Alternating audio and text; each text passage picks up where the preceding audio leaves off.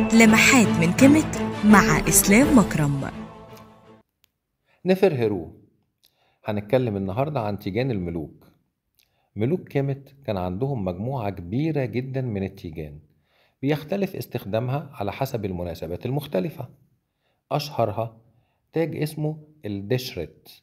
التاج ده كان لونه أحمر، هو تاج الوجه البحري، يعني مصر السفلى. وتاج آخر الحجت، ده التاج اللي كان لونه أبيض، وهو تاج الوجه الإبلي، يعني مصر العليا.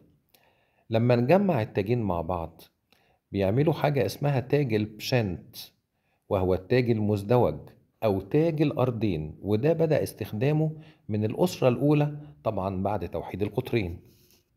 في تاج القطف، ده عبارة عن تاج مصر العليا الأبيض، بس حوله ريشتين نعام بيتم إضافتهم ليه، والتاج ده بيلبسه الملك في الاحتفالات. كمان في تاج الخبرش، ده التاج اللي كان لونه أزرق، بيظهر بيه الملك في الحروب أو في المناسبات العسكرية. مش دي كل التيجان، كان في تيجان تانية كتير. اضغط متابعة للصفحة ولايك وشير. كيميت، أصل كل شيء.